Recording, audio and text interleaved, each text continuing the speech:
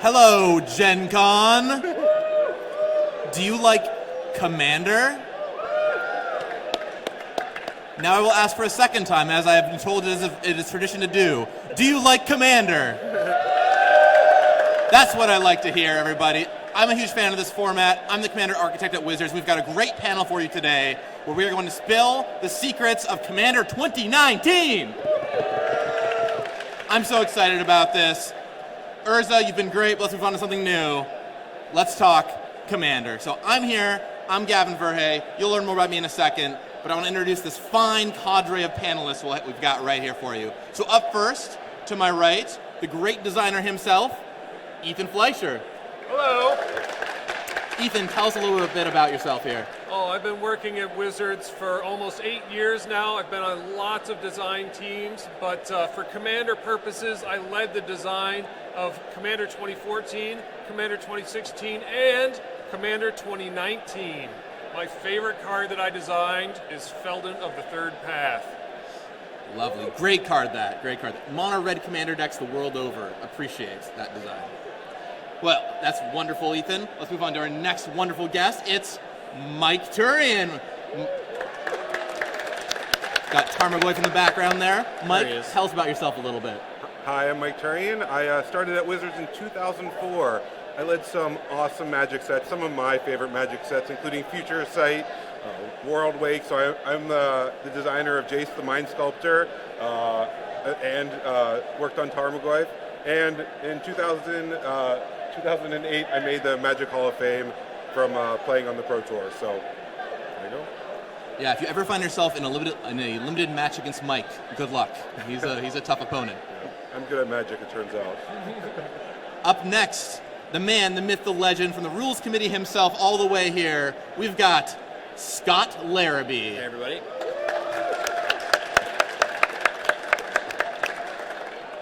So yeah, my 21st anniversary at Wizards is on Saturday. I've been doing this a long time. Working mostly in the tournaments department, but they have let me work on some design teams. You can see them up there. And a couple of cards I designed, Arixmathes and Martyr's Bond. Wonderful, wonderful. Yeah, it's always great when we get you on the team as a Rules Committee member to come on down and check it out. And then finally, some schlub right here. It's me. Yay. I'm the Commander Architect. Thank you. I'm the Commander Architect, so that means that I work on figuring out our overall product suite for Commander decks and do some design work in my free time. Worked on the past 2 Commander sets and Battle Bond, and I designed some cards, Sylvan Primordial and Paradox Engine. These are my 2 banned-in Commander cards that I've designed. We love Gavin. He gives us cards to ban. It's all good. I felt like these would be the appropriate ones to list. They're apparently good enough for the format. So, and this is my 10th Gen Con. I love this show. It's always a great time. But enough about us. We're great. But that's not what you're really here for. Let's talk about Commander decks. All right? Here we go. Let's talk about the themes of Commander decks.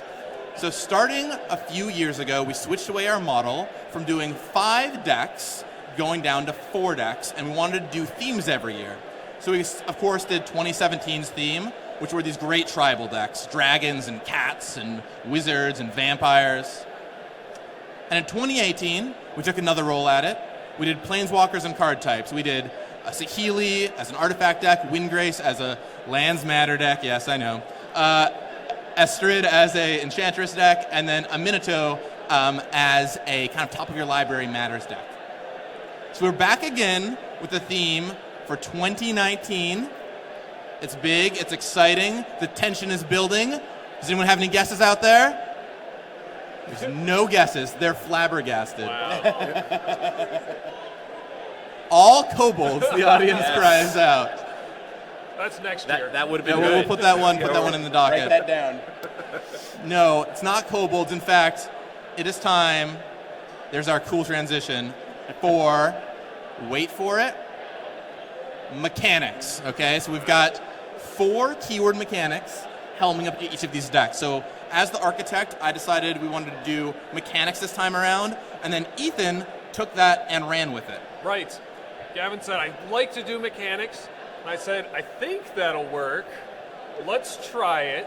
And it was harder than I thought it would be, but we got there. We found 4 sweet mechanics and built decks around them. There are a few false starts, a few mechanics that didn't make the cut as it turned out, but we got to try things out before we find out that whether they're good enough or not.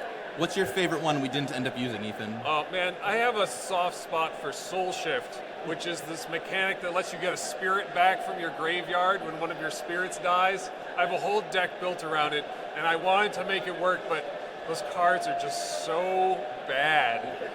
I could not, in good conscience, try to sell them to anyone. It was perhaps the most skeptical I've ever been of one of your design choices, yes. But hey, it worked out great. We've got 4 great decks. None of them are Soul Shift, not this time. Do you guys want to hear what the first one is? All right, let's talk about it. We've got Populates. Ethan, why did you choose Populate for this set?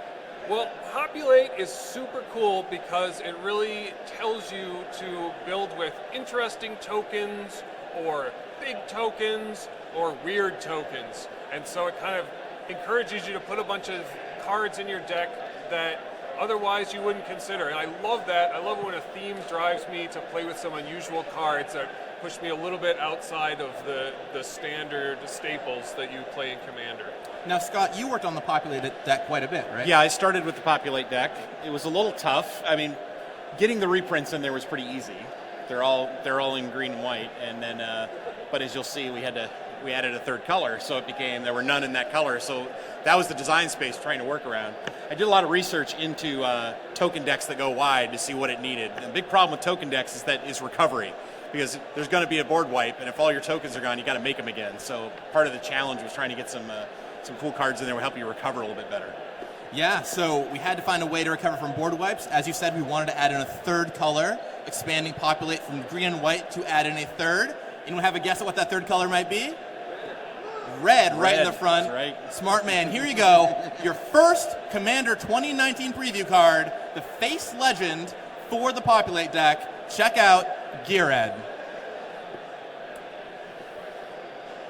This guy likes rhinos. Right, so Geared is a former member of the Celestia Conclave who has joined the Gruul clans. He loves rhinos. It's a cool opportunity to look at Ravnica and kind of think, okay, what if these two guilds intermixed, right? Right. We don't normally get to see that because everything in a normal Ravnica set is one color or two color, but this gave us the opportunity to add a third color, and we explored all the different options for what the third color should be, and ultimately the thing that seemed the coolest was red, because red has this ability to make temporary token copies of things, but then when you populate that temporary token, you get a permanent copy. So it was an opportunity to do some really wacky stuff. Yeah, there's a few fun tricks in these decks. And of course, he makes a rhino, so we've got a brand new rhino for you too. Check out this gorgeous, gorgeous rhino here. Oh, that is a big boy.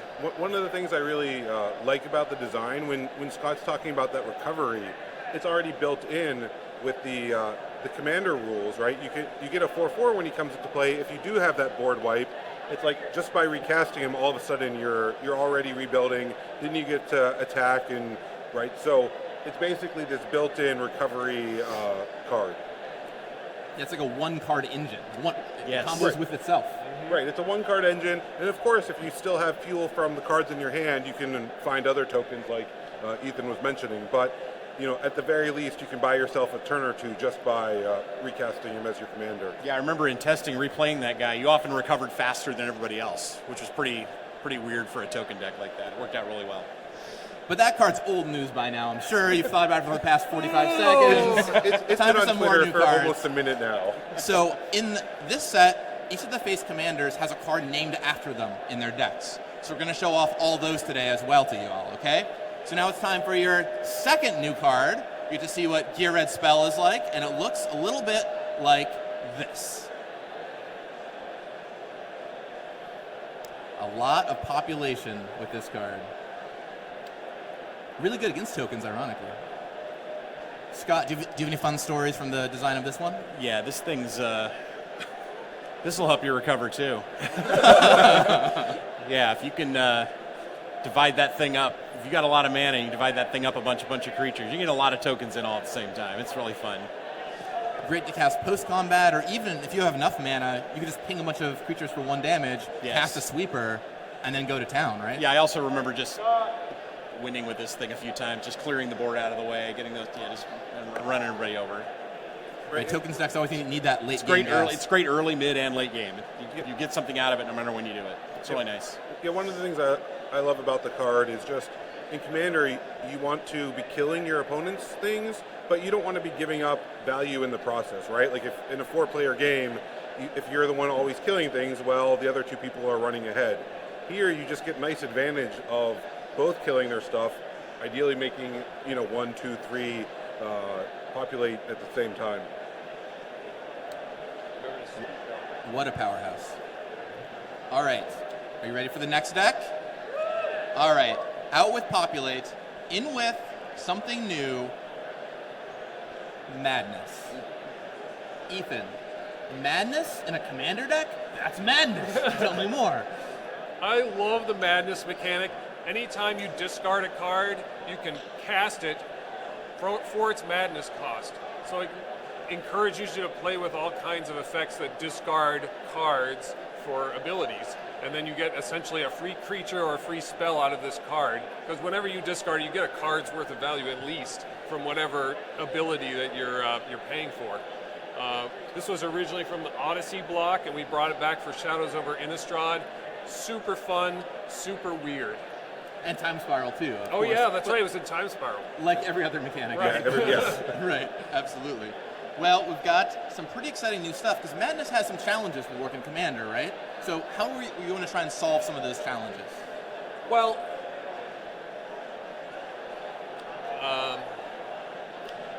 the big challenge here was that it's a very aggressive deck, right? And generally, Commander tends to be a little more of a control game. You're jockeying for position. And so we wanted to make sure that you had a good way to have a long game, not just throw out all of your creatures really quickly and attack your opponent for 20 and then realize that you have 2 more opponents who are still at 40 life. All right, well, shall we see a preview card for the Madness deck, everybody? All right, it's time to go to Innistrad, as you mentioned, and check out Anji Falconwrath. Wow. That does not fool around. Yeah, you can dump your hand really quickly here if you want to. Right, so it gives a red-black decks kind of a late game ability to cycle through their cards. It allows you to just continually chain things with Madness. Right, you're not going to run out of cards with this one. And late in the game, it has haste, so you can use it right away. Yeah. When I joined the Commander 2019 set design team, the Madness deck was the deck that I immediately picked up and started playing. And one of the things I really enjoyed about it was, it's like, oh, it's not about attacking. It's just like, haste. Anjay comes out, sits out there, and immediately you can find, because there's tons of cards with very low mana costs in Madness. And the fact that untaps over and over again just means that you can get 2, or even 3 Madness triggers in a turn. And so that's a great way to just be generating a lot of value. Now, what might we be discarding here? Perhaps, is there another card to show off? Maybe a card with Madness? Perhaps with Anji in the name? Indeed, there is. Check out Anji's Ravager. Now, talk to little me for a second, Ethan, about red and some of red's weaknesses in Commander and how this card might be able to help solve some of those. Yeah, red has a little problem with the late game, as I mentioned earlier, and sometimes you're just all out of cards. You're hell-bent, as we call it. 0 cards in hand. Anjay's Ravager doesn't care about that. In fact, she kind of likes it because you can discard your hand even if there's nothing in it, and then you get to draw 3. So this brings you back up to 3 cards, conceivably all the way from 0 every time it attacks. And it will be attacking every turn. It makes you play correctly by forcing you to attack. That's right. It has the extra special ability of you must play correctly and always be attacking. Right, and the great thing is in Commander, it gives you an excuse to attack. Right, yeah. like it's not on you. It's not my fault. It's this card. The card did it. Don't blame me. Like, sure, I put it in my deck, but let's set that aside because I want to go attack and deal some damage, draw some cards, make some friends. Perfect. Okay, so we've seen Populate, we've seen Madness. Let's move on to the next thing, let's take a look at Flashback. Yeah. Now, Ethan, when will you select Flashback? Oh man, this is the mechanic for people who love value, and like the Madness deck, it also kind of encourages you to do a little wacky sideways gameplay where you're trying to get cards into your graveyard, because sometimes you can get a lot of cards into your graveyard pretty quickly if you play the right enablers. Now, I believe, Mike, you worked on the Flashback deck a little bit, right? Yeah, I did work on the Flashback deck, and and on the set design teams, you get to work on all of the decks. One of the things that struck me about the Flashback deck is you often ended up doing things to just keep yourself alive, but then all of a sudden you would explode at the end of the game, and so it really gave you a good way to sit back, not be a threat, and then all of a sudden your graveyard is just packed with so many amazing spells, and you can really go and combo off. So we really had to fine-tune that as the design went along. This deck, I would say, more than any other Commander deck I've seen that you can pick up out of the box and play, is one that has that explosive late game. You can kill people out of nowhere with what's in your graveyard. Right, yeah, that is really, and it's nice too because it's this hidden thing. It's, these cards are just sitting in your graveyard, right? Like, how many times have you been there and you get targeted just because you have a full hand of cards? In the Flashback deck, basically your graveyard is still your hand. And we really did a nice job, I think, playing around with the Flashback mechanic, introducing some new, fun, exciting things with Flashback. So speaking of doing a lot of your graveyard and killing people right off, let's take a look at our preview card for Flashback. Are you ready? All right. They're ready, I think. They're always ready. It's weird how they always want the preview cards. It's so strange. It's time for Savine, the Chronoclasm. So Savine is from Dominaria, a member of the Turian Academy, obviously specializing in time magic. The Chronoclasm, I suppose, was an important time-related incident. I can only assume. It sounds like it. But it's from the future. We won't talk about that one too much yet. Spoilers. There's going to be a Chronoclasm. So this copies every Flashback spell you play out of your graveyard, or at least the first one every turn. I mean, that leads right into what you're talking about, right, Mike? The big explosive endgame? Yeah, that's exactly right. It's like, when she's out, and even though she's 5 mana, it's great that she protects herself. And so that both, stops her from so much removal. And then you can just relive all of those spells. And when you're doing a spell more than once, you're getting tons of value. And also, you can end up targeting more than one player. So you can maybe even wipe out multiple people at the same time. And I think also worth noting is this works with all of the spells you cast out of your graveyard, no matter if it's Flashback or otherwise. Right. So with Retrace or other mechanics like that, it gives you a little bonus. Aftermath.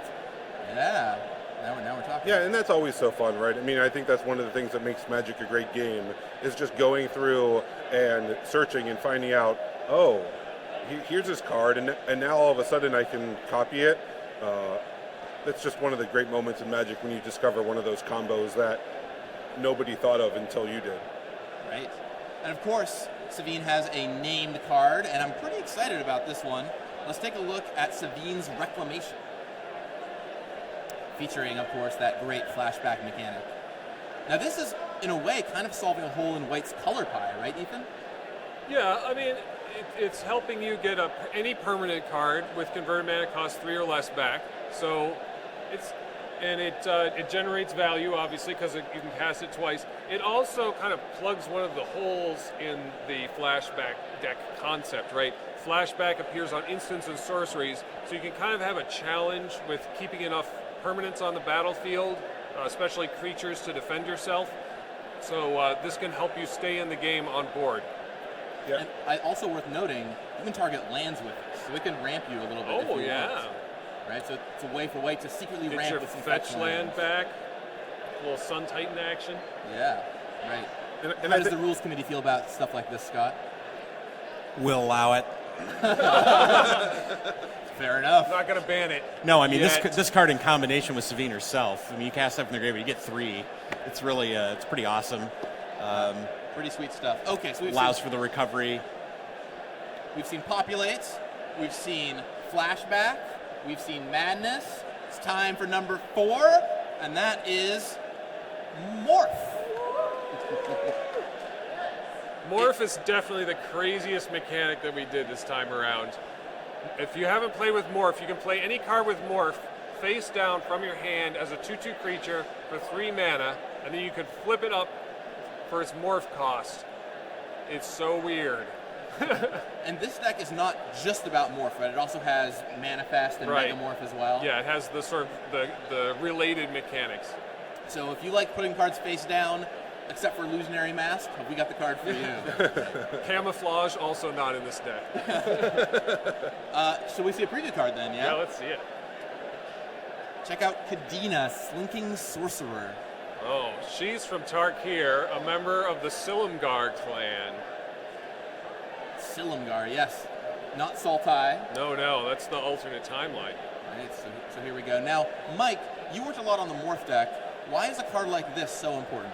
Well, I think the thing that's great about her is you come out with a Morph on turn 3 because, of course, like any self-respecting Morph deck is going to play a Morph on turn 3, or ideally sooner. But then, as soon as you cast her, you can put out another Morph for free, start drawing cards, and you're just off to the races, right? So, by turn 4, you ideally have out, 7 power of creatures, and you're already threatening. And also it's so good because one of the things you want to do with Morph is have your mana available, right? You want to have that mana available so you can unmorph your creatures. So we really leaned into that and made it so you would, because you'll typically want to be putting out 1 Morph a turn for free, so you get the card, and then unmorphing with your mana.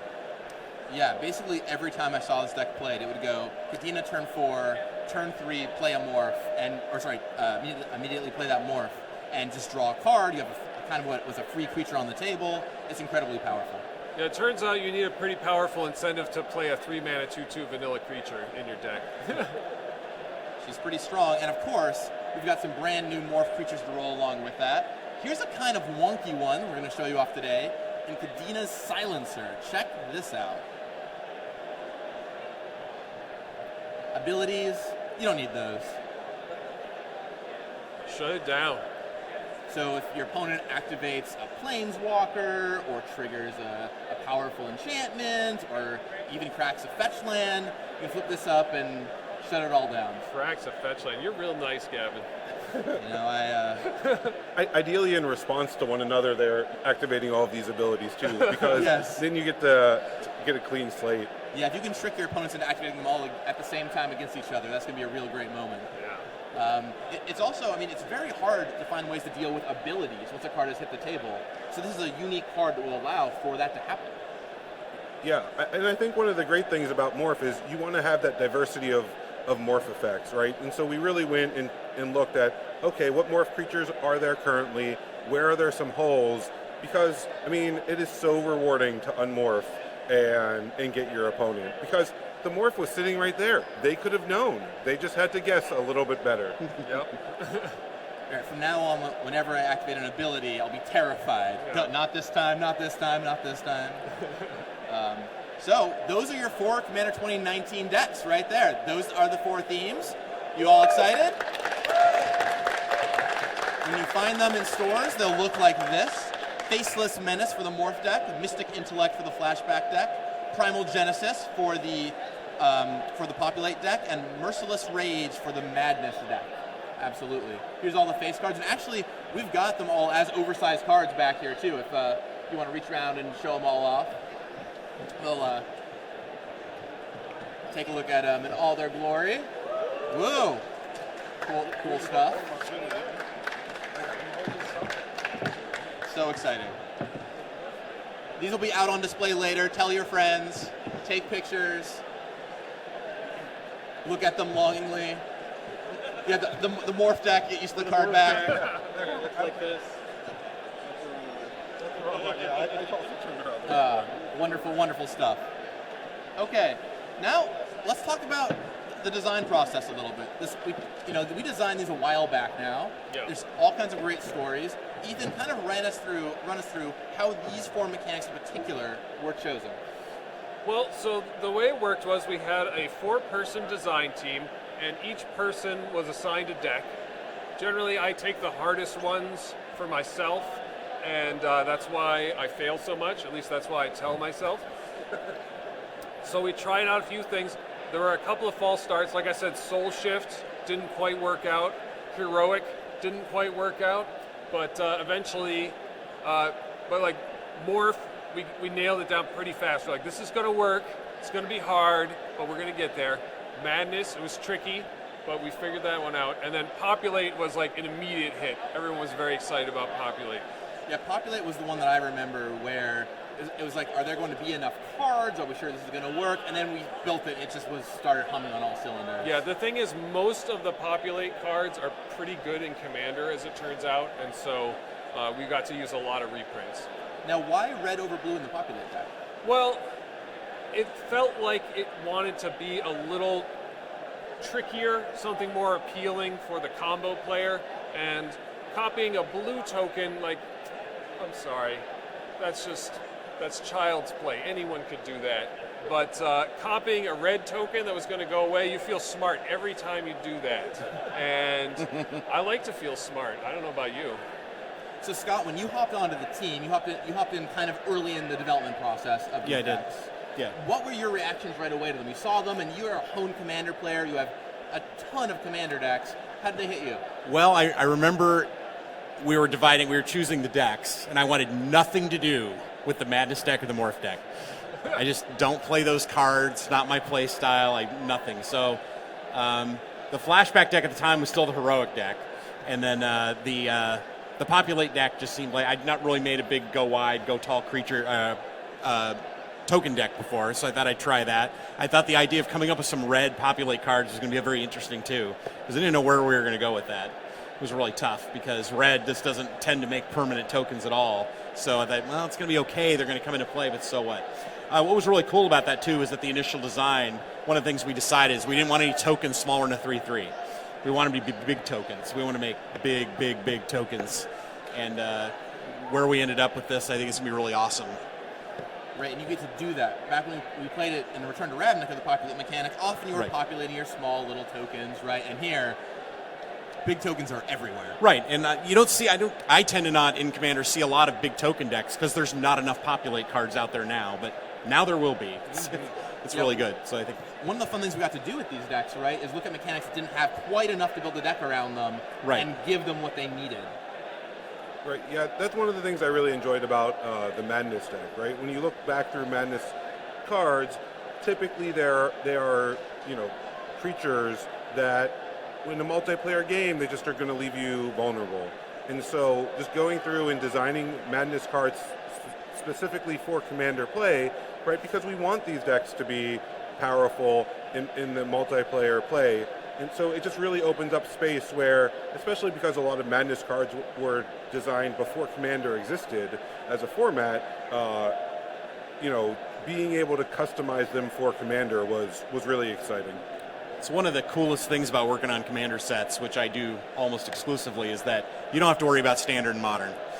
Like, it's just, you can just let it go and make these crazy things, and they're just not crazy enough sometimes. And you can make all these wild old mechanics. We get to touch things we don't get to touch that often in standard sets. Who knows when we'll do Populate or something like that again. So it was fun to go back to them. Absolutely. And every deck has about 17 or so new cards to be able to craft that brand new experience with, which is really exciting. Yeah, it is super exciting, and working with Glenn Jones, who did the set design, right? Ethan started it off, and then Glenn took it to the finish line. It was really great because, like the Morph deck we were talking about, it's like when cards already exist, you're playing with so many cards that you know what they do, but then finding out, okay, what do they have in common? How do they interact? And then finding those holes so that the decks play in that powerful way that you just expect out of Commander. And so, that was always really exciting as we went back and refined the cards over and over again. And sometimes you end up with cards that are immediate hits, right? Like Anjay, like it was, we found that core for that card right away. But then other times you just have to go back and revisit. Like the Flashback deck, I think, went through so many iterations. Yeah, and a really important thing is making sure that the deck works at all skill levels too. In Flashback, it's like, well, sometimes my Turian would constantly beat us all with the Flashback deck, but then would bring in someone else to play test it, and they wouldn't understand how it was all working properly. So having a mix of play skills, be able to play every deck is very, very important. Yeah, because for a lot of players, this could be their first experience playing Commander. Probably not their first time playing Magic, we hope, but Commander is super complicated. So these decks are a little bit less complicated than the ones that people make in the wild, I'd say. Now, you worked on the Morph deck a lot, Mike. Do you have any fun stories? I feel like that deck has so much potential for bluffing people and allowing nonsense to happen. For all the reasons Scott didn't want it, I know you picked it right away. Yeah, I mean, one of the things I enjoyed about the Morph deck that would always happen is, for one, saying, who could Morphy be? I just really enjoy that. And I would say that every time. Maybe my teammates didn't like that as much as I did, but that's tough luck. But you just end up with this board that is, 7, 8, 9 Morph creatures, and they're all face down, and they're all sitting there staring. And, just watching your opponents paralyzed as you, pick up each one because you don't remember where the right one is, right? You just start doing this little Morph dance, as it were. To me, that'll always have a soft spot in my heart. Yeah, it's a great deck at going from kind of 0 to 60. You have all these 2/2s in play one turn, and then the next turn they're all attacking and you're in rough shape. Yeah, right. And with green, anytime you add green to a deck, you always get that mana ramp. And so once again, you just have that ability to unmorph multiple creatures, and finding how the morph creatures themselves combo with each other was some fun gameplay for me. And also, when I was working on the Time Spiral block, I made a Vesuvian Shapeshifter, and so Morph, and just, that really captures, to me, that card captures the essence of some of what Morph has to offer. I just remember nobody ever wanting to attack into that deck. It just sat there and it got to build up because we don't want to see what's on the other side. It's probably bad. Yeah, nothing's more terrifying than a 3-mana 2/2 with something on the other side. With something on the other side. That's right. So we've talked a lot about the new cards in these decks. We've gone through a bunch of them, and you'll see more as the weekend goes on as well. But for a moment, I want to talk about reprints here. So last year with Commander 2018, there were a lot of comments about reprints, and we kind of took that all to heart and used that to impact 2019's reprints a little bit. And Ethan, do you want to talk about some of the philosophy there? Yeah, we just wanted to make sure that we included some great Commander staples in here that people are going to want. People like to make lots of Commander decks that can always use extra copies of some cards. We always put Soul Ring in every deck, but we thought we'd do some other cards, some rare cards that people need for Commander. So, for example, one thing I can say about all the decks is every deck has a reprint Planeswalker in it. That's very exciting. Nice. So I'm not going to say who they are today. You're going to have to wait and find those out for yourself, but that's pretty exciting. But I think we should show them a card. Yeah, right? let's show them one reprint. One reprint, one that'll get them a little excited. Yeah. Here's a reprint you'll find in Commander 2019. This is a card I'm sure you've all played with, or at least played against and groaned a little bit. Seedborn Muse. Yeah.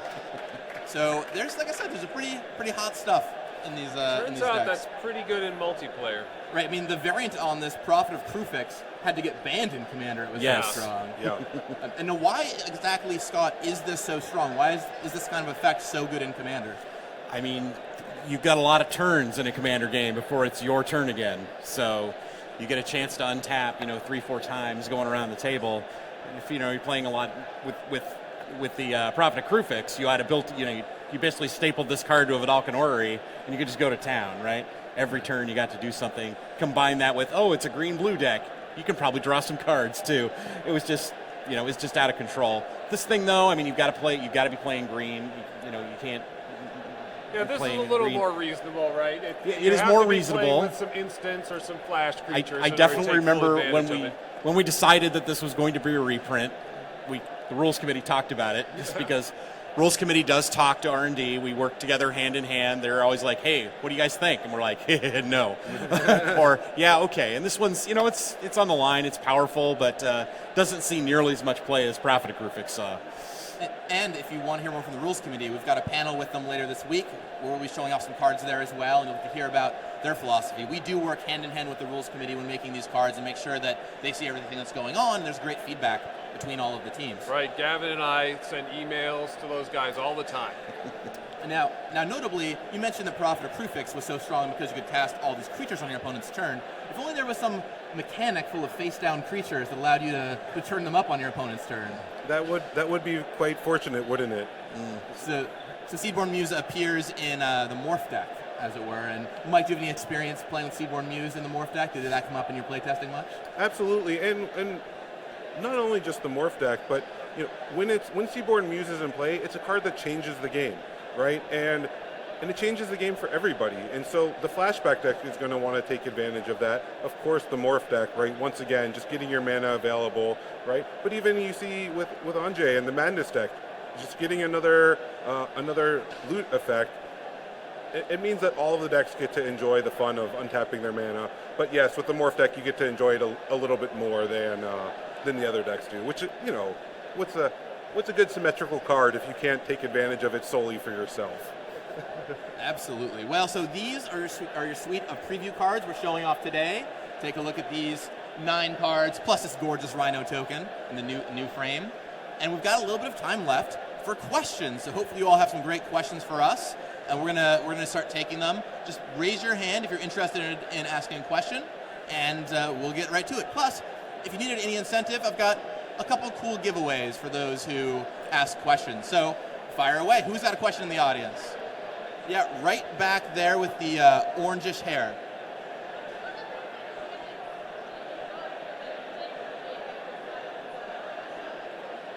So she asks, what other mechanics did we go through that didn't make it besides Soul Shift? Ethan, you want to take this one? Well, we looked at literally every mechanic in all of Magic. There's a big list. It's on Wikipedia. And we looked through there, and there are a lot of them that were like, oh, there's only like 4 cards with the sweep mechanic, as it turns out. So we probably can't make a commander deck with only 4 cards with the mechanic. That got a lot of them out of the way. There are a lot of mechanics that are only on a few cards. Then there are a small number that we kind of had decks about before, all right, didn't we? Maybe. It was a long time ago. And then a lot of them were just like mostly unlimited playable cards that weren't good enough for Commander.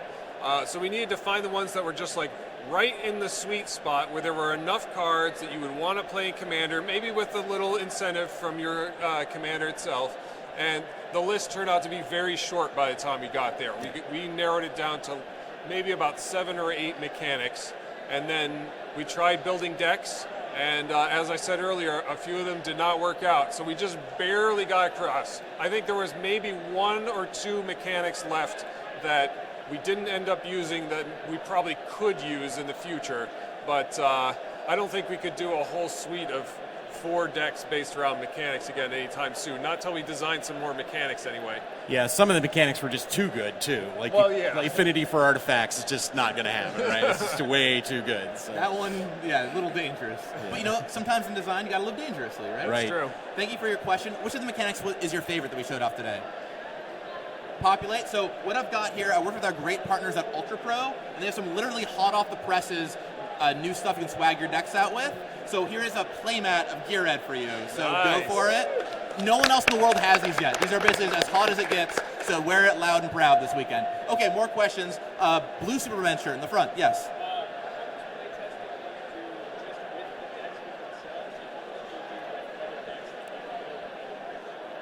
Oh, totally, yeah. Mike, do you want to talk about the Biodome experience? Yes. The question, by the way, is how much playtesting do we do with the decks by themselves versus playing with other decks? So we do, for a lot of the process, we are working in what Gavin referred to as a biodome, right? We take the 4 decks and we jam them against each other because one of the things, and we see this with our players, is they go and buy all 4 and then have that exact experience. Now, at the same time, we want to make sure that those decks are powerful, that they do work outside, right? If you are buying this as your first Commander deck. So we will, on occasion, either mix in another deck or try them against some of the previous year's Commander decks that are just coming out.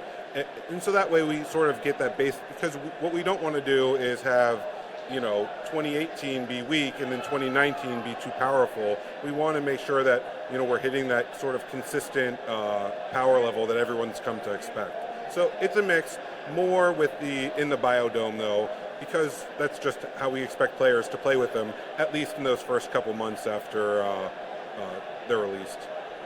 Yeah, and a lot of time we'll get some of the hardcore Commander players who are in the building working at Wizards of the Coast to try to build more powerful versions of the decks, just to see if they can break the cards, because sometimes we tend to make these cards with the best of intentions, and we don't think about all of the evil things that people sometimes do with them. Which mechanic is your favorite? Morph? Good Here, choice. have a Kadena playmat right there. Okay, next question. Yeah, let's go right back here in the black shirt right there. Yep.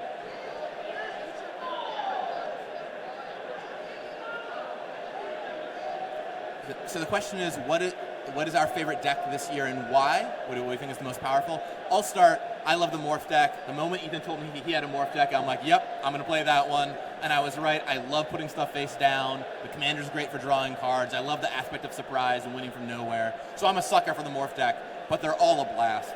I'm super pumped about the Populate deck. I just love wacky tokens. I have a huge binder full of every token we've ever printed, and so I'm going to make some 10/10 Eldrazi's and some dragon tokens and all kinds of wacky stuff. Yeah, for me, it's also the Populate deck. More, it's like I'm a Naya player at heart, right? Those are my, I started out playing green-white. I love Boros when we're in the Ravnica. And so Naya really just offers, the Populate deck offers a lot of that gameplay that I really love.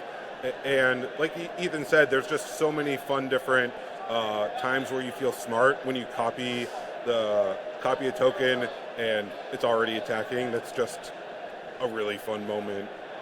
I definitely started off with the Populate deck, but I think I'm going to Flashback deck now. How we did it with design is we started off with one deck, then we switched. So I switched into the Flashback deck, and not something I'd really ever played with a lot. But since I played with it, I built a Kaikar deck for this weekend from M20, and I'm running it out there if you guys want to play against it. And so I think I'm looking forward to that one. Like that face card is going right into my Kaikar deck. It's going to be really good. So. Yeah. Exciting stuff. Which deck's your favorite? Madness deck. I'm sure you get a Madness deck. Right. Okay, more questions. Let's go right here, black shirt in the front. Ooh, good question.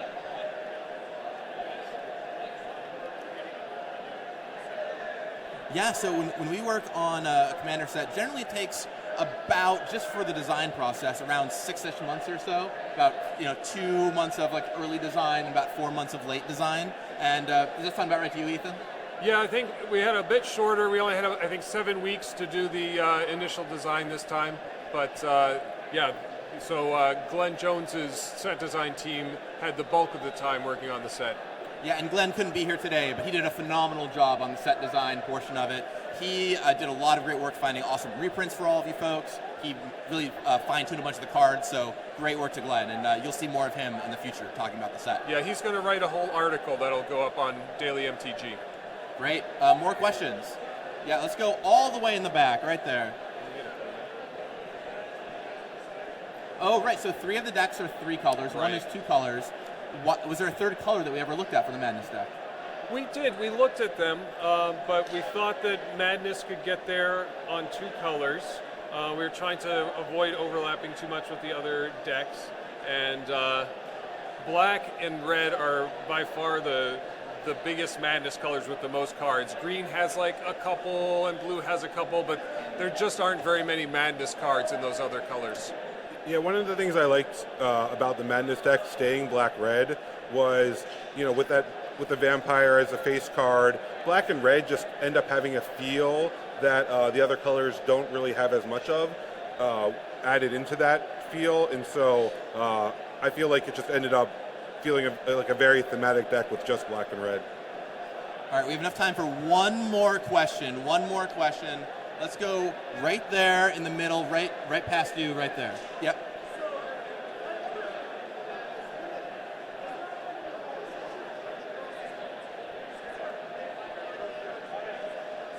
So the question is, have we ever tried crossing the streams of Limited and Commander with the product? Is that something you all would want? Would you be excited about that? By show of hands, who would want a Limited Commander team up? Wow, the entire crowd puts their hands up. Wow, how about that? That's good to know. I mean, for me, as the Commander architect, it's something that I've certainly thought about. And I think as we go more and more forward and Commander becomes more of an ingrained part of Magic, we might see something like that show up. But, you know, every year right now, we're trying to get these Commander decks as tight as we can possibly get them. So. Yeah, I have to say that after Commander, my favorite format is drafting. So if you can arrange that, Gavin, I would really like that. Do whatever I can. Well, thank you all so much for coming out. I want to say we've got a bunch of other great panels this weekend, and we'll have Commander preview cards at both the Meet the Rules Committee panel and at the Building Your First Commander Deck panel. So definitely don't miss any of those. And if you're watching online, those will all be broadcast online on twitch.tv/pastimes online. Okay? We also have one more thing to leave you with. I'm not going to show you another card, but I'm going to show you an art image. The card that is of this art is going to be shown at the Building Your First Commander Deck panel later this week. And right now, immediately following this panel, Pastimes here at Gen Con has playmats of this you can buy. So check this out. Might be a little character you recognize. I'm not going to say who it is, but I think you'll be able to guess.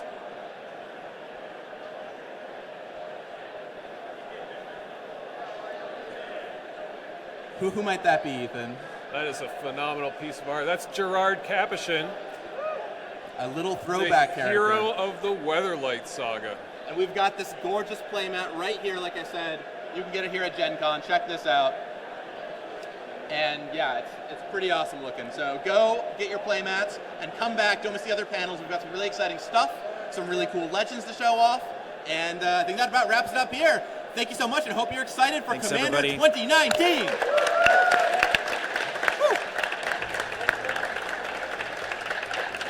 And thanks to all my panelists for joining me. Ethan, Mike, and Scott, on behalf of us all at Wizards of the Coast, thank you so much. Thank you. thank It's you a guys. pleasure. Yeah.